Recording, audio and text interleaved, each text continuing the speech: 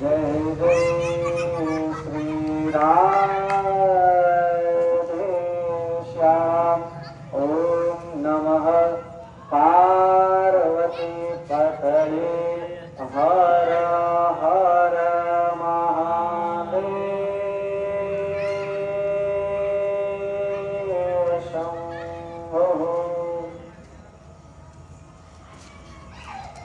दो क्षण हरिनाम संकीर्तन करने, तत्पश्चात हम और आप श्री राम कथा एवं भगवत कथा रूपी ज्ञान गंगा में डुबकी लगाएंगे। सीताराम राम राम सीताराम राम राम राम राम राम सीताराम राम राम सीताराम राम राम सीताराम राम राम सीताराम राम राम सीताराम राम राम सीताराम राम राम सीताराम राम राम सीताराम राम राम सीताराम राम राम सीताराम राम राम सीताराम राम जय सीताराम राम राम सीताराम राम राम सीताराम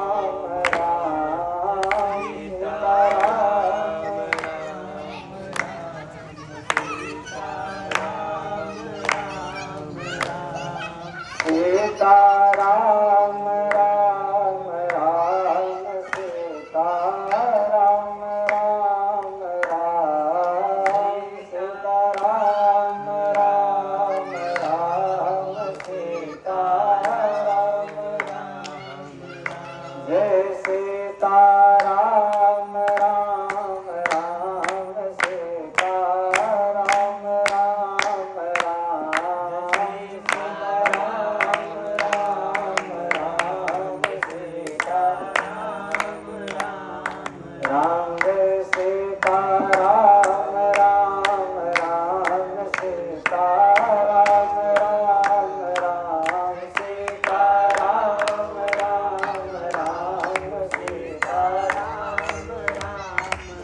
जय सीताराम राम राम सीताराम राम राम सीताराम राम राम सीताराम राम राम सीताराम राम राम सीताराम राम राम प्रेम से बोले श्री सीतारामचंद्र भगवान की जय, श्री हनुमान जी महाराज की जय। परम मंगलमय परात्पर अकारण करुणा वरुणालय भक्तवान कल्पतर भक्तों के चंदन श्री अवध नरेंद्र नंदन कौशल्यानंद वर्धन श्री रघुनंदन के चरणों में बारंबार प्रणाम करते हुए विदेह वंश वैजयंती भगवती भास्वती जगदीश्वरी सृष्टिकारिणी जगदाम्बा जगदम्बा पराम्बा माँ सुनयना के नयनों की पुतलिका विदेहराज जनता विराज जनक राज किशोरी श्री जानकी जी के चरणों में बारंबार प्रणाम। अनंत गुणवंत बलवंत परम संत श्री हनुमंत लाल जी महाराज के चरणों में बारंबार प्रणाम। श्री राममय सब जग जान करम प्रणाम जो ऋतु पान। इस सिद्धांत से सभी ग्रामवासियों को श्री राम में जानते हुए सारे लोगों को विशेष प्रणाम एवं इस कथा के जितने भी विशेष संकल्पक हैं, इस कथा के होने के कारण जितने भी लोग बने हैं, उन सबों को सादर जय सिया राम। समस्त ग्रामवासियों को सादर जय सिया राम।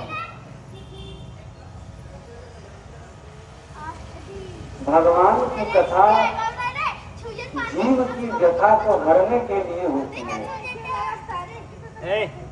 हमारे अनेक जन्मों की जो व्यथा होती है, जो परेशानियां होती है, जो समस्या होती है, वह हम भगवान की कथा में जाकर प्राप्त कर लेते हैं। इसीलिए कहा जाता है भगवान की कथा के विषय में, जिससे श्रवण कर मिट जाती है यह कथा, श्रवण कर मिट जाती सौ जन्म जन्म की यथा, जय राम कथा, हो जय श्री राम कथा,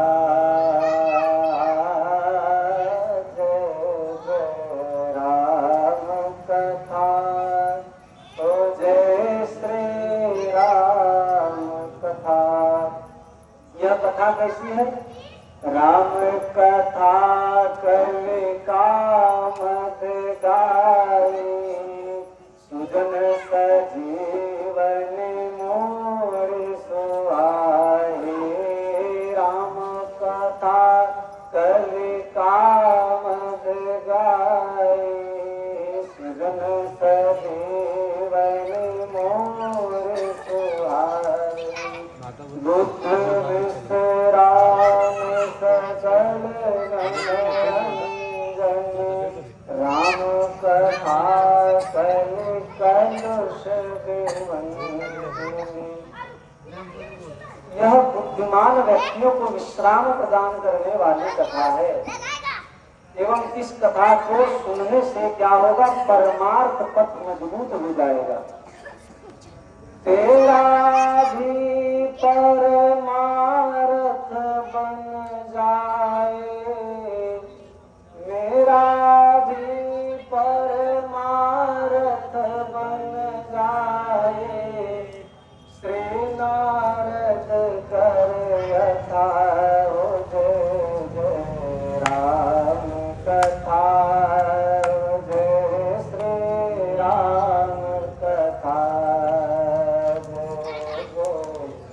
राम कथा, हो जय श्री राम कथा। परमार्थ पथ मजबूत हो जाता है कथा श्रवण से। इसीलिए आप हमारे यहाँ देखिए, किसी भी भक्ति में व्यक्ति यदि कथा सुनने लगे तो भगवान के करीब पहुंचने लगता है। व्यक्ति यदि कथा सुनने लगे तो भगवान के करीब पहुंचने लगता है। व्यक्ति सोचे कि कितना भी हम पूजा कर ले, पाठ कर ले, और पूजा पाठ करने से हम भगवान के करीब पहुंच जाए, तो यह संभव नहीं है। यह संभव केवल और केवल कथा से ही है। इसीलिए हमारे यहाँ कहा जाता है, भद्रं करणे भीः श्रृण्याम देवा, भद्रं पश्येमाक्षभिर्यजत्राः। एवं श्रवणं तु कृतं सर्वैर्न तथा मन्नं कृतं फलभेदस्ततो जातो भवनाद विमानद। एक दो प्रमाण नहीं है, अनेकानेक प्रमाण है। और यदि विस्तृत में प्रवेश करें तो श्रवणादिश्च, इसमें भी श्रवण महिमा को पहला स्थान दिया गया। श्रवणम कीर्तनम विष्णु स्मरणम पाद सेवनम फलभेदस्ततो जातो भवनाद मानव। श्रवणम कीर्तनम विष्णु स्मरणम पाद सेवनम अर्चनम मंगलम दास्यम सत्यमात्मनिवेदनम। इन भक्तियों में सबसे श्रेष्ठ है श्रवण भक्ति। दूसर रतिनम कथा प्रसंगा। कथा यानी भगवान की कथा ही जीव का उद्धार कर सकती है। व्यक्ति सोचते हैं कि हम किसी परेशानी में फंसे थोड़ी है, वो उद्धार हमारा हो। आवाज ना करो। चलो सब शांत रहो, चुपचाप से सुनो, अल्लाह ले करो। भगवान की कथा ही हमारी समस्याओं से पार लगा सकती है। आजकल की स्थिति क्या है कि हम बहुत सारी पढ़ाई कर तो लेते हैं, विद्यार्जन की सीमाओं का उल्लंघन कर देते हैं, लंघन कर देते हैं। जितनी विद्या हासिल करनी चाहिए उससे कई गुना अधिक हासिल भी कर लेते हैं। लेकिन क्या विचार करें, उतनी आवश्यकता है जितनी हम लोगों ने कर ली। कैसे? जैसे हमें किसी भी चीज को हद में रहते हुए करना है, किसी चीज की हद को पार नहीं करनी है। हम लोग शास्त्र पढ़ते हैं, वेदादि अध्ययन करते हैं, तो ऐसी बात नहीं है कि दिन रात पढ़ते रहना। जब दिन रात हम वेदादि शास्त्रों का ही अनुसंधान करेंगे तो फिर भजन और भगवान की पूजा कब हो? तो हर समय अपने विद्या के पीछे नहीं देंगे। अवस्थाओं के अनुसार हमारा कर्म बता है। प्रथमे नार्जिता विद्या, द्वितीय नार्जितम धनम, तृतीय नार्जितम कीर्ति। अरे भैया, चतुर्थे क्यों करिष्यति? पहले में आपने विद्या नहीं ग्रहण किया, विद्या अर्जन नहीं किया। द्वितीय अवस्था में जब आपने धन अर्जन नहीं किया, धनार्जन नहीं किया, तृतीय अवस्था में कीर्ति अर्जित नहीं की, तो चतुर्थ अवस्था में झाल ही बजाइएगा। पहले में आपने विद्या नहीं पढ़ी, दूसरी अवस्था में धन नहीं कमाया, तृतीय अवस्था में कीर्ति नहीं की, तो चतुर्थ अवस्था में निश्चित झाल बजाना पड़ेगा। क्यों? क्योंकि जो अवस्थाएं हैं हमारे शास्त्र में सिखाते हैं कि जो पहली अवस्था आपको मिली है उसमें पढ़िए। किंतु यह माता पिताओं का धर्म है कि सिर्फ पढ़े ही नहीं, विद्यार्जन हो जाए। किंतु ऐसी विद्या का क्या फल कि विद्या प्राप्त करने के बाद भी उसका सदुपयोग ना हो। हमारे यहाँ एक सूत्र है, सा विद्या या विमुक्त। विद्या वही है जो व्यक्ति को मुक्त कर दे। वह विद्या नहीं है कि व्यक्ति को बांध कर रख दे। आजकल की विद्या व्यक्ति को बांध करके रख दे रही है। कैसे बन रहे हैं लोग? विद्या प्राप्त करके वह जो कार्य में कार्यान्वित हो रहे हैं उसमें इतना संलग्न हो जा रहे हैं कि टाइम नहीं निकाल पाते हैं भगवान के पास जाकर भगवान की पूजा करने के लिए, समय ही नहीं निकाल पा रहे। तो ये देखिए, जो विद्या अर्जन आपने किया उसने आपको बांध के रख दिया। अब तो होना यह चाहिए कि विद्या प्राप्त करने के बाद आप लोगों को बांध सके, जहां बैठ जाए वहां समा बन जाए। यह विद्या है। ऐसी विद्या किस काम की जो आपको ही बंधन में डाल दे। एक शायर कहते हैं, हम क्या बताएं दोस्त, क्या कार एवं माया कर गए। हम क्या बताएं दोस्त, क्या कार एवं माया कर गए। कार एवं माया मतलब हम क्या बताएं, हम क्या कर्म किए, हमको खुद ही नहीं पता हम क्या किए। तो हम क्या बताएं दोस्त, हम क्या कार एवं माया कर गए। बीए हुए, नौकरी करी, पेंशन ली और मर गए। ये भी कोई जीवन है भाई? इतना तो सब कर रहे हैं। जानवरों को तो बीए की डिग्री हासिल नहीं करनी। यह प्रक्रिया तो पूरी सृष्टि के साथ चल रही है, सारे लोगों के साथ चल रही है। हमें क्या विशेष है?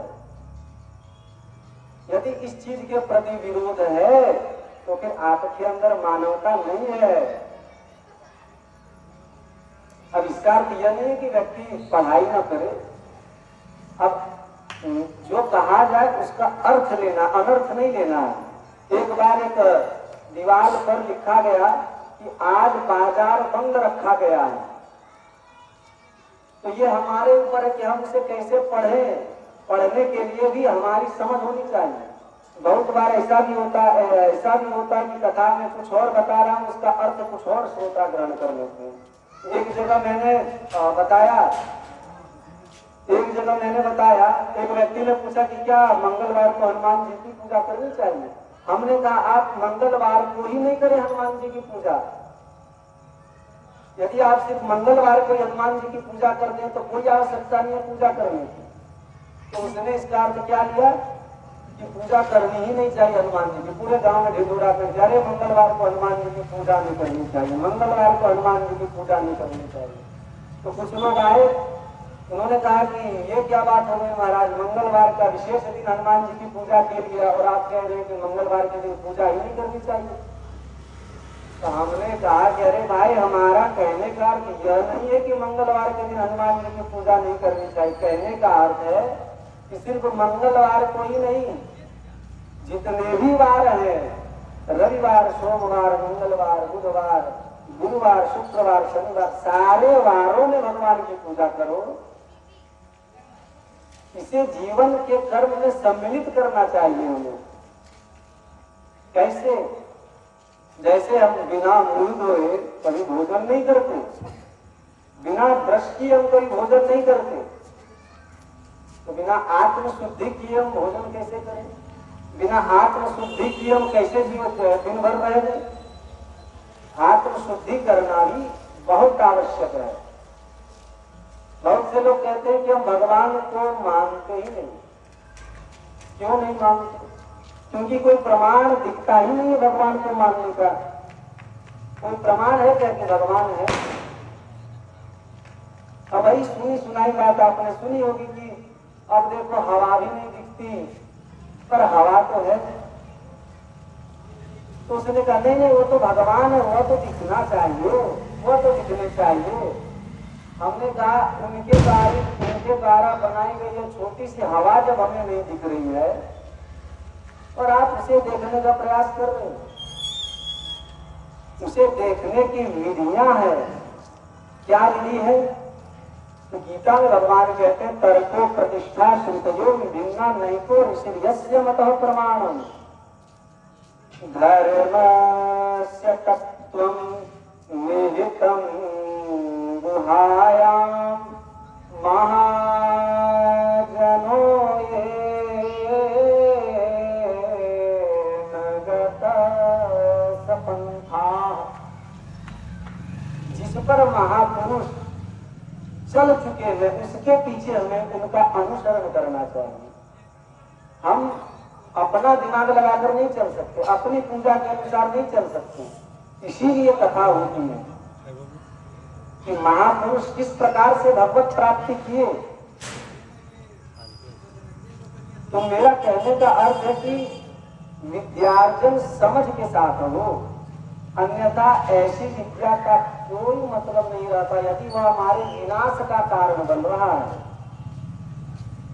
आज लोग बड़ी उन्नति कर रहे हैं किंतु उस उन्नति का सदुपयोग क्यों नहीं कर पा रहे? आज इतना विकास हुआ हमारे समाज में, हमारे समाज में कितना विकास हुआ। लोगों के पास क्षण भर में कहां से कहां बात करने की क्षमता है। यहाँ बैठे बैठे देश विदेश से बात कर सकते हैं, उनको वीडियो कॉल के माध्यम से देख भी सकते हैं। सोचिए कहां तक विकास हुई। आप विचार कीजिए, बैठे बैठे घर में कथा श्रवण कर सकते हैं। टेलीविजन को ऑन किया, उस पर कोई चैनल लगाया जिसमें कथा चल रही हो और हम लोगों ने कथा श्रवण कर ली। बैठे बैठे सारा कार्य होगा। इतनी सुविधा मिली, इतना विकास हुआ, उसका सदुपयोग क्या होगा?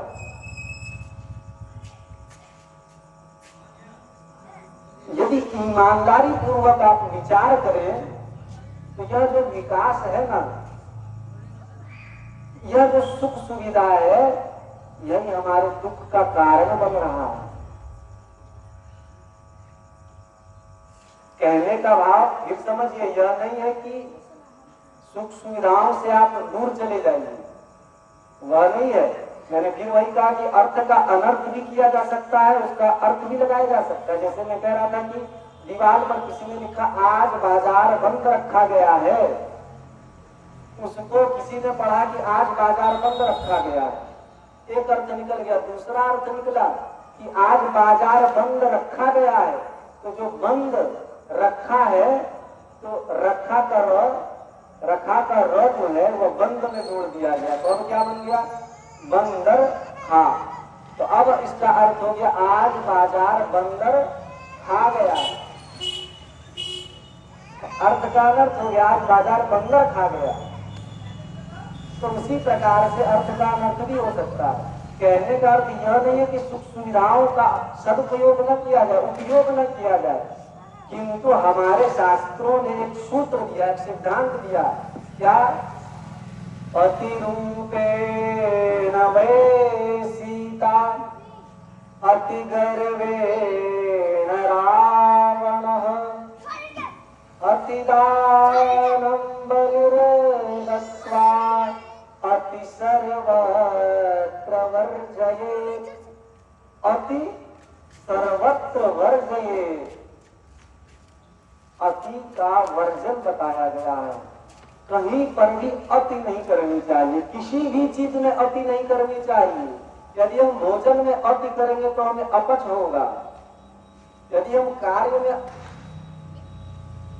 अति करेंगे तो हमें ही समस्या होगी, हम ही थकेंगे। हम किसी भी चीज की अति कर दें, परेशान हम होंगे। सुख सुविधाओं की अति कर दें, परेशान हम ही होंगे। पहले के लोगों के पास सुख सुविधाएं उतनी नहीं थी, लेकिन पहले के लोग खुश थे। अभी इतनी सारी सुख सुविधाएं हैं, लेकिन न तो लोग खुश हैं और न तो उनके पास समय है। कभी कभी तो ऐसा भी लगता है कि शायद विकास ही इसका कारण है। क्यों? एक संत कहते थे, संदेशों से भरी दुनिया में बेरोजगार सारे कबूतर हैं। संदेशों से भरी दुनिया में बेरोजगार सारे कबूतर हैं। मुझे लगता है सब कुछ विनाश करने में ये विकास सबसे ऊपर है। क्या कारण है? कि हम उनके प्रति ही हो गए हैं, उन्हीं के आश्रित हो गए हैं, सुख सुविधाओं के आश्रित हो गए, उनमें हम बंध गए हैं। और यही कारण है कि लोगों को धार्मिक कार्य में मन ही नहीं लगता। बहुत बड़ी कृपा होती है तो 2-4 लोग खता में पहुंच जाते हैं। बहुत बड़ी कृपा है कि समय निकालकर आ जाते हैं भगवान की कथा में। भगवान की कथा सुनने वाले कभी भी खाली हाथ नहीं जाते, और जो भगवान की कथा नहीं सुनते हैं वे खाली हाथ जाते हैं।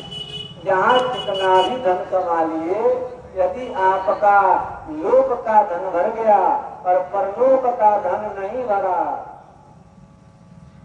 कोई अर्थ नहीं रहा इस लोक के धन का। इस लोक में आज आप हैं, आपने खूब धन कमाया, आपने बहुत बड़ी बिल्डिंग बना ली, लेकिन यदि मानकर चलिए आपका तत्क्षण कुछ हो जाए और अगले जन्म में आप किसी भी शरीर में जाएं और फिर आपको सारी बात याद आ जाए कि यह मेरा बिल्डिंग है, इसे मैंने इतनी मेहनत से बनाया, और वापस आकर आप कहो घर वालों से कि भैया ये घर हमने ही बनाए हैं, तो घर वाले ही कहेंगे भागता है यहाँ से, हमने बनाया। बताइए ऐसा संभव है? मृत्यु हो जाए, आप कितने भी मेहनत से किसी को कितना भी सुख प्रदान करो, अगले जन्म में सारी बात याद आ जाए, आप सारी बात बता दो, लेकिन उसका 1% संपत्ति आपको नहीं देने वाले हैं। यह स्थिति है। आप जब तक हैं तब तक आपको पूछा जा रहा है, और पूछा भी इसलिए जा रहा है कि आपसे कुछ प्राप्त हो रहा है। जिस दिन आप किसी को कुछ देना बंद कर देंगे, मैं लिख कर दे रहा हूं आपको, लोग पूछना बंद नहीं कर दिए तो बताना। आज आप चल रहे हैं, फिर रहे हैं, कार्य कर रहे हैं, धन कमा रहे हैं, घर में लाकर दे रहे हैं, घर में भोजन बन रहा है, तब आज लोग आपको पूछ रहे हैं, मैं आपको लिख के दे रहा हूं, घर में आप 1 महीना सोकर दिखाओ। पैरालिसिस होने का बहाना करो, देख लेना कितने अपने हैं और कितने पराए हैं, सब आपको दिख जाएंगे। जिस दिन खटिया में पड़ गए आप, उस दिन आपको कोई नहीं पूछेगा। आप जिससे सबसे ज्यादा प्रेम करते हैं या जो सबसे ज्यादा प्रेम आपको करता है वह भी नहीं पूछेगा। उस दिन आपको लगेगा कि काश उसकर मंदिर जाता, काश उसकर भगवान की कथा में जाता, लेकिन आपके पास न क्षमता रहेगी कि आप कथा में आ पाएंगे, ना तो कोई आपको उठाकर कथा में लाने वाला बचेगा।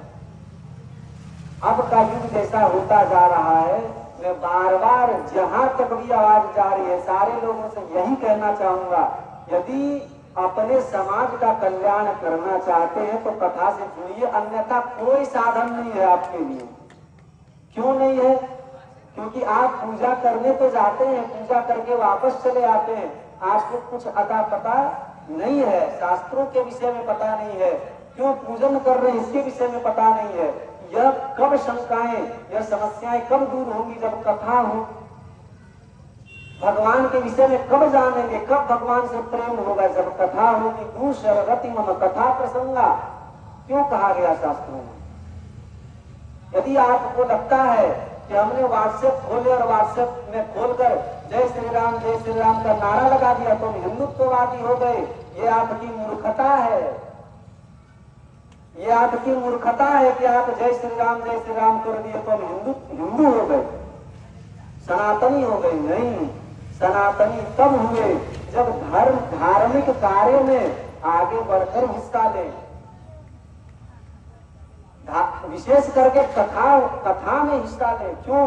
क्योंकि कथा से स्पष्टीकरण होता है, कथा से शास्त्रों के मूल एवं गुप्त सिद्धांत प्रकट होते हैं।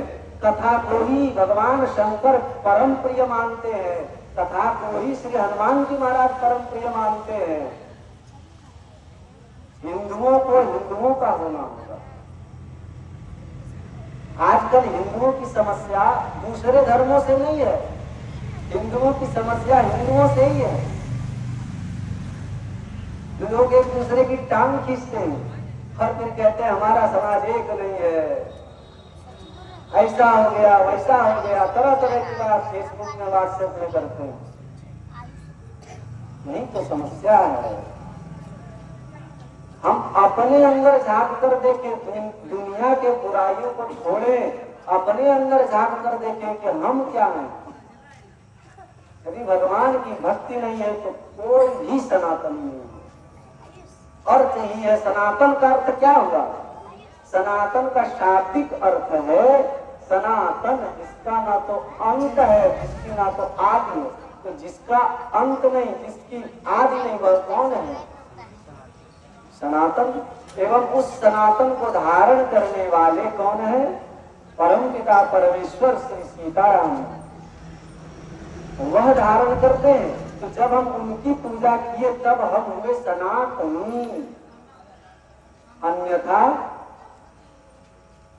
क्या हुए? चलता फिरता पशु। शास्त्रों ने भी वही कहा, ते नराः पशवो लोके किम तेषां जीवने फलम। अरे भाई, जो भगवान की भक्ति नहीं करता, क्यों तेषाम जीवने फलम, उसका जीने का क्या उद्देश्य है? कोई मतलब है? क्यों जी रहे हैं भाई? जो भगवान की कथा के प्रति आगे बढ़कर भगवान के कार्य के लिए दान नहीं करता, उसके धन कमाने का क्या अर्थ है? किमर्थम? कोई मतलब नहीं है उसके धन कमाने का। किन्हीं के पास देने के दिन तो होते हैं, लेकिन देने के दिल नहीं होते। और किन्हीं के पास देने के दिल तो होते हैं, लेकिन देने के दिन नहीं होते। किन्हीं के पास देने के दिन भी होते हैं, देने के दिन भी होते हैं, लेकिन दूसरों की बातों को सुनकर अरे ऐसा है वैसा है, सारे प्रकार के प्रपंचों में पढ़कर नहीं जाते। और यही कारण है कि समय समय पर पतन हुआ है लोगों का, समाज का।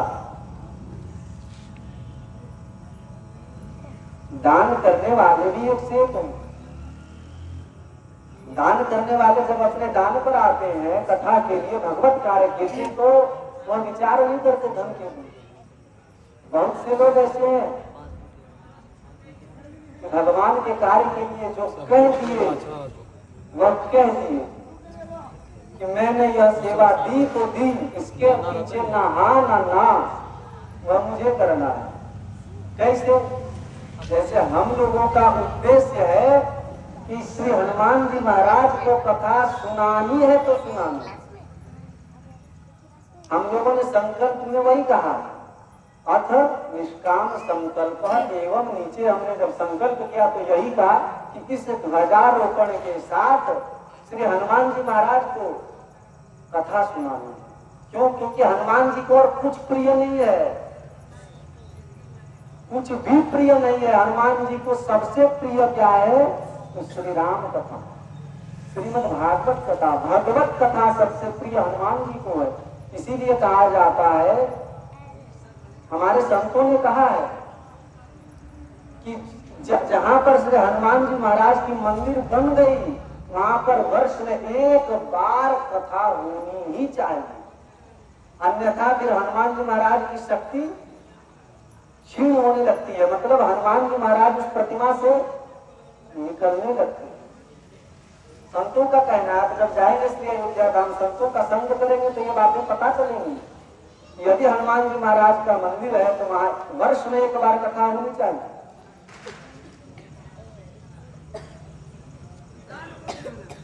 तो कहने का अर्थ है कि बढ़ चढ़कर भाग लेना, देना। और ऐसे लोग हैं जो देते हैं, जुड़ते हैं। इसमें हम लोग बार बार मैं बताऊं आपको, इसमें हम लोगों का कोई व्यक्तिगत फायदा नहीं। क्या व्यक्तिगत फायदा? बस हम लोगों का प्रयास रहता है कि आज यहाँ कथा कह रहा हूँ तो मेरे पास इतना धन बचे कि कल जहाँ जाकर कथा कहूँ वहां की पहली कुछ व्यवस्था के लिए मेरे पास धन हो। जैसे कहीं भी जाऊं तो वहां पर ठहरने के लिए पूर्व से ही करीब हम लोगों को 7-10 दिन पहले कुछ सोने के लिए रजाई कंबल इत्यादि चाहिए, जो भी है। खाने पीने की व्यवस्था करनी, गैस सिलेंडर इत्यादि, चूल्हा इत्यादि, रसोईया इत्यादि, यह सब सारे जो प्रक्रिया है इसी में हम लोगों को लगभग एडवांस वगैरह देने में, टेंट इत्यादि को इसी में लग जाते हैं 20 से 30 हजार। और हम लोगों से कुछ छुपा नहीं होता, हम लोग कुछ छिपा कर कार्य नहीं करते कि यहाँ इतना पैसा आया वहां इतना, इसमें कोई छिपाई नहीं करते हैं। यहाँ से इतना पैसा आया, इतना पैसा गया, सीधा स्पष्टीकरण। क्यों? क्योंकि यह कथा पैसे के लिए नहीं हो रही है। पैसे के लिए होती तो फिर हम लोग दिमाग ही नहीं लगाते इधर। क्यों लगाते भाई? हम लोग क्यों दौड़ते गांव गांव? क्या हम लोगों को घर में खाने के लिए धन नहीं मिलता? क्या घर में कोई व्यवस्था नहीं है? ऐसी बात नहीं है। ब्राह्मणों का कार्य है भिक्षा लेकर खाना, इसीलिए हम लोग आए। तो कहने का अर्थ है कि मिलजुल कर कार्य करें तो काम हो। अब देखिए, बार बार ऐसी भी बात है कि बहुत से लोग सहायता प्रदान कर रहे हैं और बहुत से लोग कुछ बातों में फंसकर उलझ जा रहे हैं। और शायद श्री राधे कृष्ण जी का जो मंदिर बन रहा है, इस मंदिर के विषय में, श्री राधे कृष्ण जी के मंदिर के विषय में लोगों को भ्रम हो गया है कि यह जो कथा हो रही है यह किस उद्देश्य से हो रही है, यह कौन करवा रहा है। तो गांव वालों के मन में भी ऐसा ही प्रश्न है कि यह कथा का कोई व्यक्ति विशेष द्वारा कराई जा रही है। यह कथा किसी भी एक व्यक्ति के द्वारा नहीं कराई जा रही है। जहां तक भी आवाज जा रही है, जितने लोग भी सुन रहे हो वह सब एक दूसरे से कह दे कि यह कथा किसी एक व्यक्ति के द्वारा नहीं कराई जा रही है। क्योंकि यदि उसके द्वारा कराई जाती तो फिर घर घर हम लोग नहीं जाते राशि सहयोग लेने। अब उनका कार्यक्रम है तो हम लोग घर घर क्यों जाएंगे? हम लोग तो सीधा आते उनके यहाँ कार्यक्रम करके चले जाते। लेकिन हम लोग स्वयं के द्वारा यह कार्यक्रम आयोजित कर रहे हैं, उसमें बस आप लोगों का कुछ सहयोग चाहिए। क्यों? क्योंकि पहले जिस प्रकार से बात हुई तो हम लोगों ने विचार किया कि पहले अच्छी व्यवस्था करते हुए टेंट इत्यादि जो भी है हमारे बॉक्स वगैरह स्पीकर वगैरह वह सब लगाकर सुंदर कथा करें। लेकिन कुछ आंतरिक बातें भी हैं जिस कारणवश, क्योंकि यह स्पष्टीकरण हो तो अच्छा रहता है, अंदर अंदर बात अच्छी नहीं रहती। तो वह हम लोगों ने सोचा कि कुछ इसके विषय में उपाय किया जाए। ये तो बहुत दिन समय दीजिए, उसके बाद विचार करते हैं क्या करना है, क्योंकि सहयोग भी उस प्रकार से चाहिए। अब मैं यहाँ पर लगाने का तो धन लगा दूं, हम लोग चाहे तो अच्छी व्यवस्था कर दे, लेकिन यदि सहयोग न मिल पाए तो कोई अर्थ नहीं, कोई अर्थ नहीं है फिर इसका। लोग बढ़ चढ़कर आएंगे तो इतनी सुंदर व्यवस्था होगी, लोग दिन के अच्छे हो तो लगाने में कोई समस्या ही नहीं है। कुछ समझ ही नहीं आ रहा यहाँ पर कि व्यवस्था क्या हो रही है, कैसे हो रही है। तो हम लोगों का प्रयास रहा कि सुंदर यज्ञ हो, लेकिन हम लोगों ने जितना संकल्प किया था उतना हम लोग करके जाएंगे। हम लोग श्री हनुमान जी महाराज की जो विशेष आए हैं, ग्राम वासियों का तो एक कारण बनाकर हम लोग चल रहे हैं। संकल्प में मुक्त है भगवत कथा के साथ आहुति प्रदान करेंगे, तो उसके लिए जितनी संक्षिप्त विधियां अपनाई जा सकती है वो अपनाई जाएगी, क्योंकि बिना लोगों के सहयोग से यह कार्य संभव ही नहीं है। और आज ज्यादा दिन बचे भी नहीं, कितनी तारीख है? 23 हो गई, 27 को कलश यात्रा है। आज से 24, 25, 26 3 दिन बचे हैं, इसके बाद 27 को कलश यात्रा है। यदि व्यक्ति सजग नहीं होंगे तो मुश्किल है। कलश यात्रा तो होगी, कलश यात्रा होगी, लेकिन जो भव्य व्यवस्था प्रदान करने का विचार था उसमें कथावाचिका भी आ रही थी। वह कथावाचिका भगवत श्रीमद् भागवत की कथा कहती, उसमें विशेष कलाकार भी आ रहे थे श्री अयोध्या जी से। श्री अयोध्या धाम से कलाकार से बात करके आज जो है उन्हें कहा गया कि यदि आपको मिलता है कहीं अन्य कार्यक्रम तो आप चले जाइएगा, अन्यथा आप 1-2 दिन अभी और रुकिए, स्पष्टीकरण कर देंगे। यही समस्या हो गई।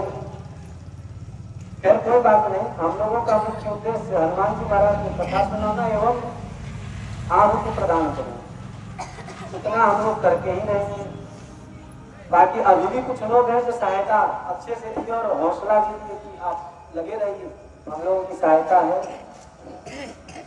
तो वही कह रहा था, किसी के पास देने के दिन तो होते हैं किंतु देने के दिन नहीं होते, और किन्हीं के पास देने के दिन तो होते हैं लेकिन देने के दिन नहीं होते। और होते भी हैं तो किसी खास। एक बार एक व्यक्ति ने कहा कि अनाउंसमेंट करते हुए स्टेज से कहा कि अरे भाई सब लोग अब गुप्त दान करो, गुप्त दान की विशेष महिमा है, गुप्त दान। सबने कहा हाँ हाँ गुप्त दान किया जाए। तो उसने गुप्त दान किया। अब गुप्त दान किया, फिर सोचा कि गुप्त दान तो कर दिया हूं, लेकिन जब तक लोगों को पता नहीं चलेगा क्या गुप्त दान, तो उसने कहा कि सुनो, अनाउंसमेंट करो कि जिस व्यक्ति ने गुप्त दान दिए हैं वह स्टेज पर ही बैठे हुए। तो अनाउंसमेंट किया गया, हाँ हाँ जिसने गुप्त दान दिए हैं वह स्टेज पर ही बैठे हुए हैं। और उसे संतोष नहीं हुआ, तो क्या इतने से काम चलेगा? अब स्टेज में तो इतने सारे लोग बैठे हुए हैं, अब कौन है कौन जान रहा। उसने फिर कहा कि सुनो, ऐसा कहो कि जिसने गुप्त दान दिए हैं वह बाईं तरफ से तीसरे नंबर पर, बाईं तरफ से तीसरे नंबर। तो फिर अनाउंसमेंट हुआ कि जिसने गुप्त दान दिए है वह बाईं नंबर से तीसरे नंबर पर। अब फिर भी उसे संतोष नहीं हुआ। फिर कहा कि सुनो, यह अनाउंसमेंट करवा दो कि जिसने गुप्त दान दिए है उसका नाम चवन्नी लाल है। हम ये तो गुप्त दान है। तो फिर अनाउंसमेंट हुआ कि जिसने गुप्त दान दिए है उसका नाम चवन्नी लाल है। अब ऐसा अनाउंसमेंट हुआ। फिर अनाउंसमेंट होने के बाद कहा कि अच्छा चलो गुप्त दान तो दो। तो उसने एक चेक काटा और चेक काट कर प्रदान कर दिया समिति वालों को। समिति वाले लेकर गए बैंक। बैंक ने कहा गुप्त दान नहीं मिल सकता। उन लोगों ने पूछा क्यों नहीं मिल सकता?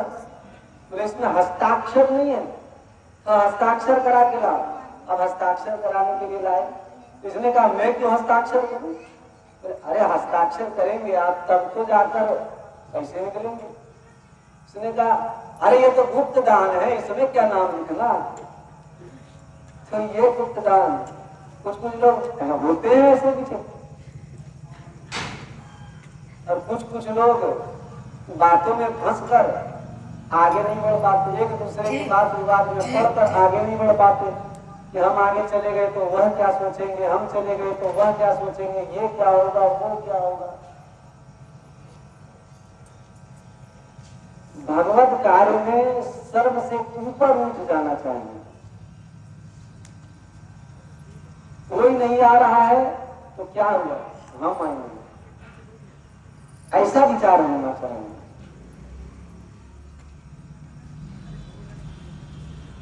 रविंद्रनाथ टैगोर का एक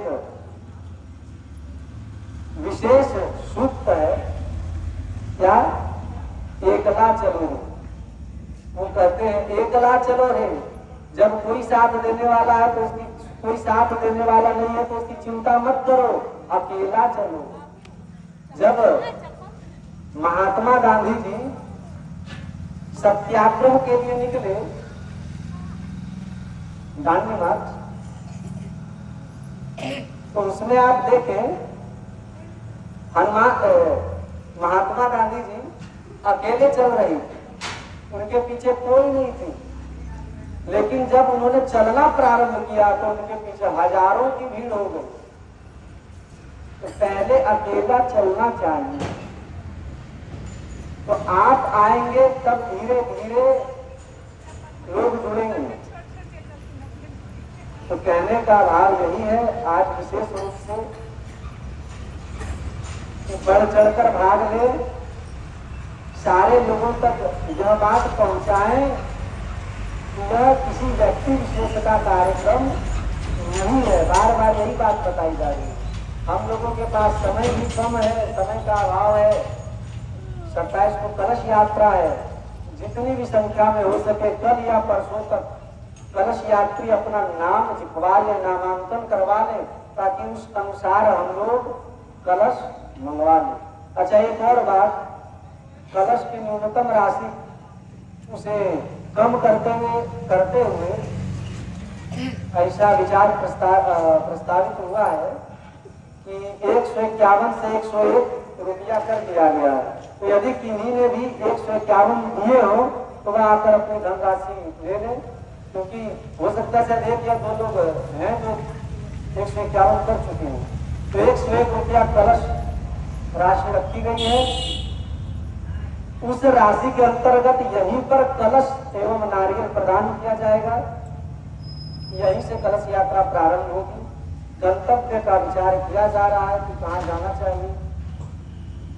जो सामने तालाब है इसी के बारे में, शायद उसी के बारे में विचार हो रहा है। तो 2-4 बातें लोगों तक पहुंचाएं कि हम कोई व्यक्ति एक व्यक्ति नहीं करवा रहा है। यह श्री अयोध्या धाम से चलकर कुछ ब्राह्मण आए हैं, अयोध्या धाम से चलकर हम लोग आए हैं और हम लोग कथा कहना चाहते हैं, श्री हनुमान जी को कथा सुनाना चाहते हैं, उन्हीं के माध्यम से लोगों को जोड़ना चाहते हैं। बस इस उद्देश्य से हम लोग आए हैं।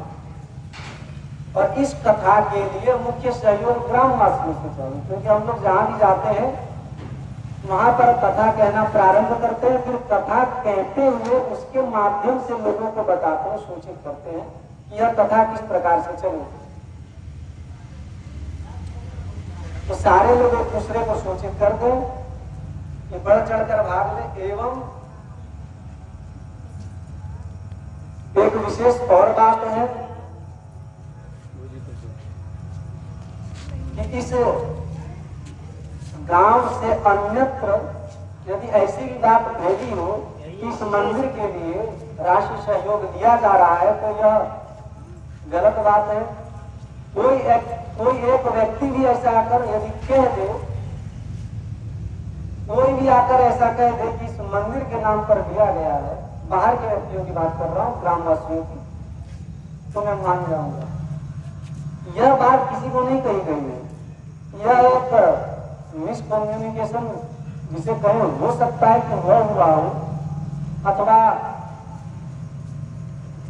सही शब्द स्पष्टीकरण न किया गया हो, उस कारणवश भ्रम फैल सकता है, किंतु उसके लिए किया ही नहीं जा रहा है। श्री राम कथा केवल और केवल जन कल्याणार्थ है, श्री हनुमान जी के लिए।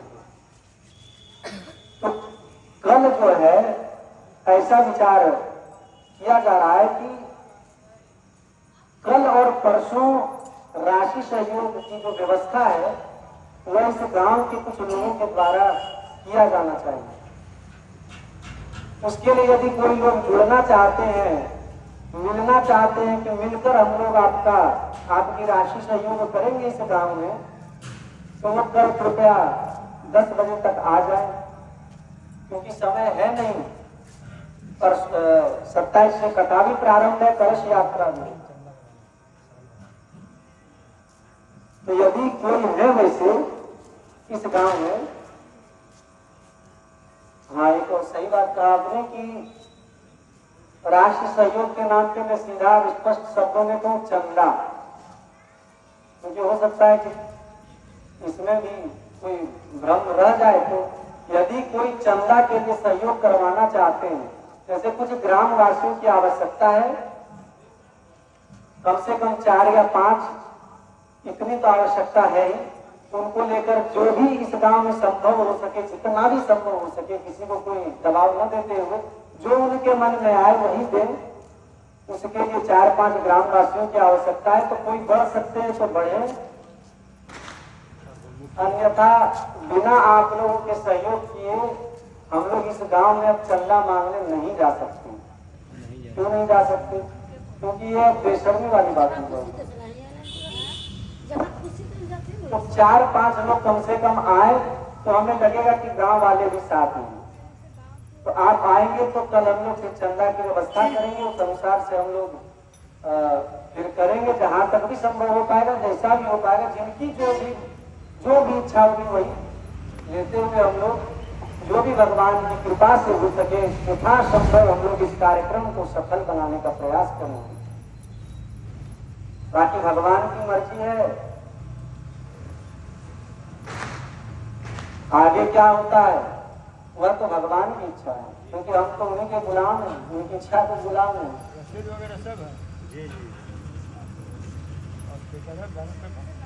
सब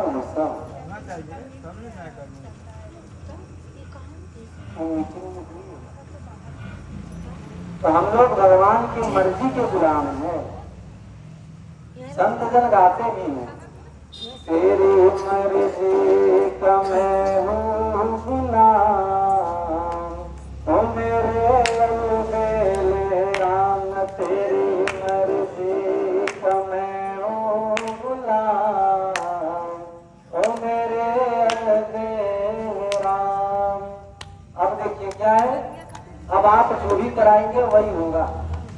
जो भी करा लो मैं तुम पर न्यौछावर, जो भी करा लो मैं तुम पर न्यौछावर, दे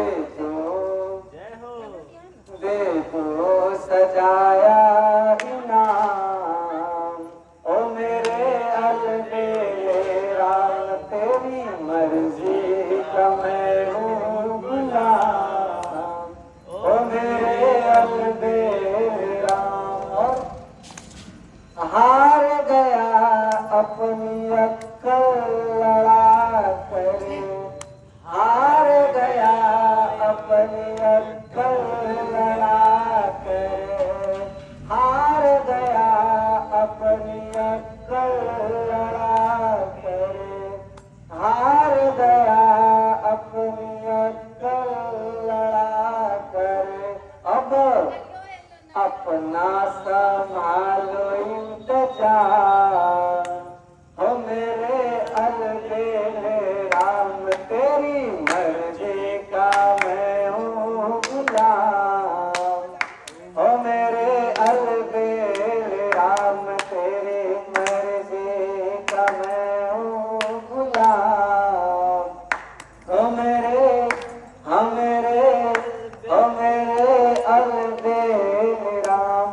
क्योंकि जो भगवान का कार्य होता है वह कभी रुकता नहीं है। हम लोग निश्चिंत क्यों हैं? क्योंकि हम लोग के पास क्षमता ही नहीं कि हम लोग कुछ करें।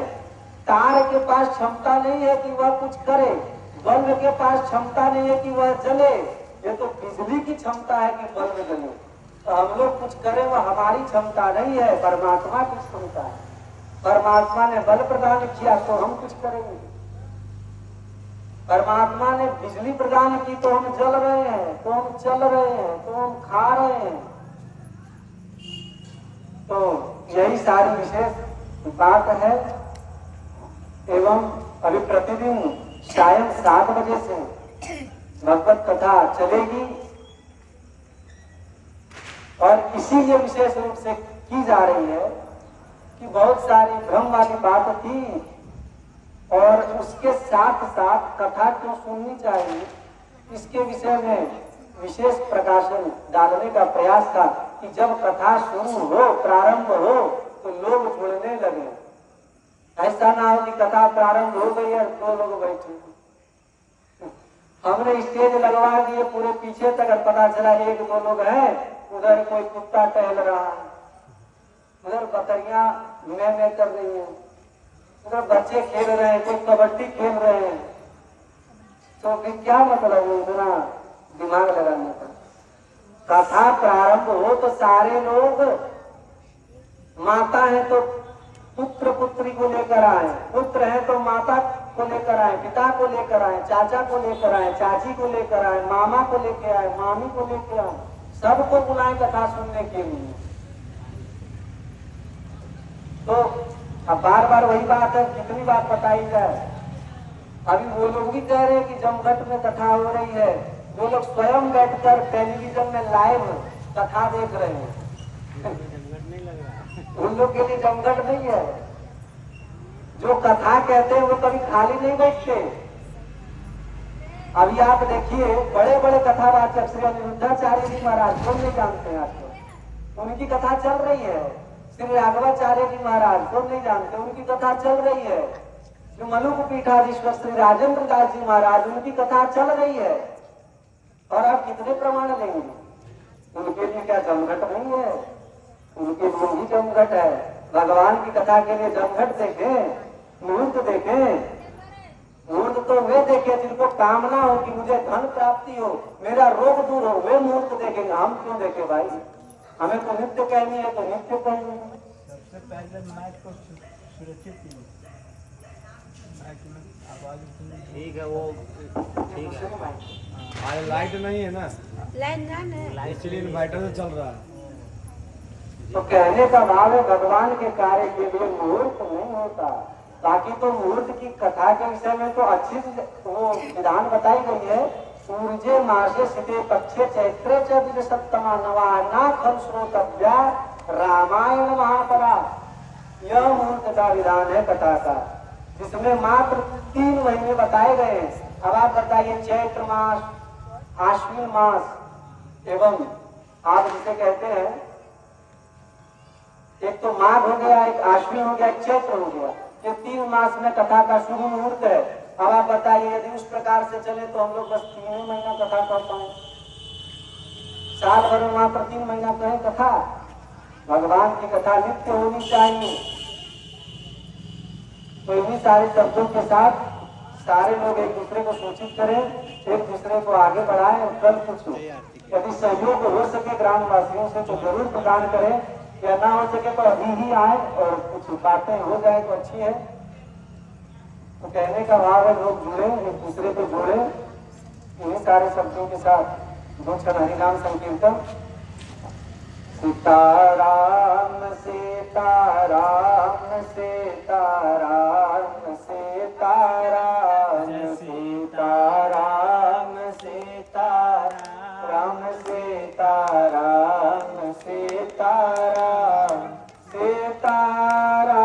सीताराम सीताराम सीताराम सीताराम सीताराम सीताराम सीताराम सीताराम सीताराम सीताराम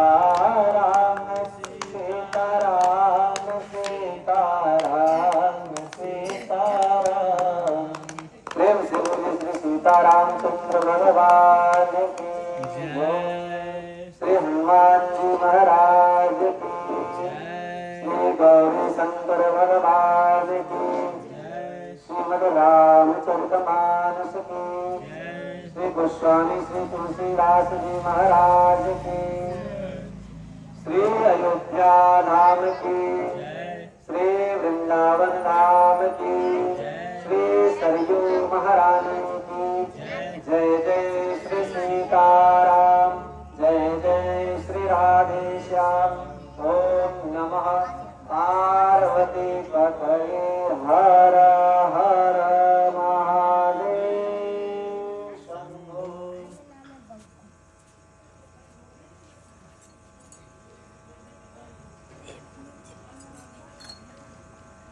हरि ओम हरि प्रजननं मे दशवीरगु सर्वगणगु स्वस्ताये आत्मशनि प्रजासनि पशुशनि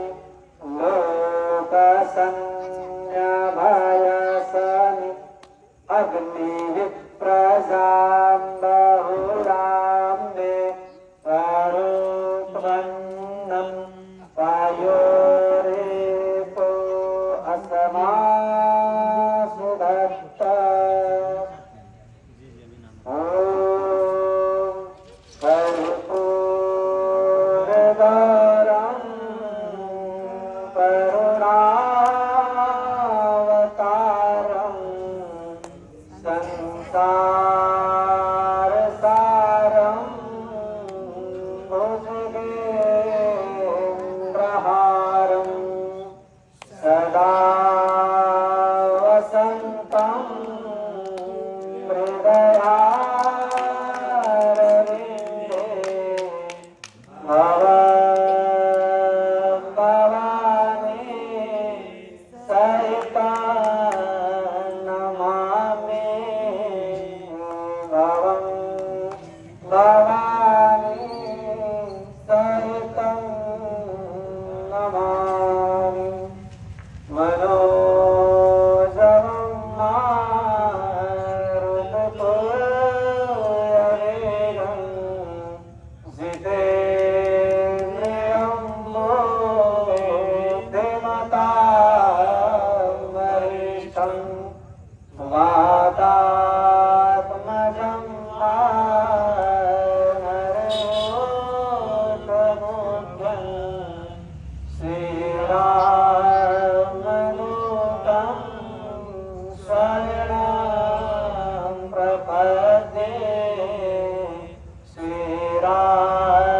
श्रीरामदूतं शरणं प्रपद्ये अथ जलेन शीतलीकरणम् आत्माभिवन्दनं पुष्पे देवाभिवन्दनम्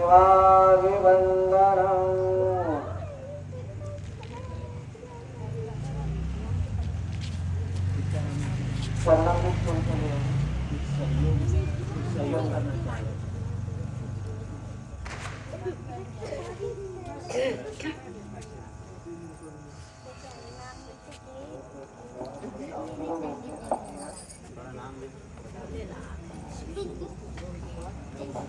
सभी माताएं यहाँ के आरती ले लें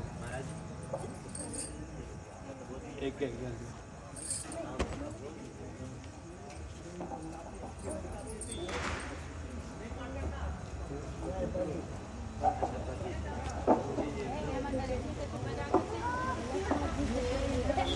जय सिया राम। मंदिर के प्रांगण में जितने भी भक्त हैं सभी यहाँ आके आरती ले लें। जय जय सिया राम।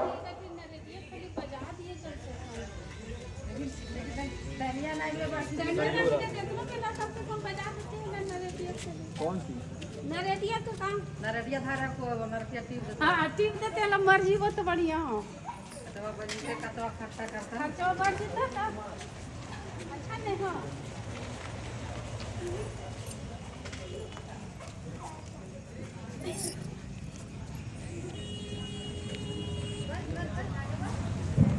कल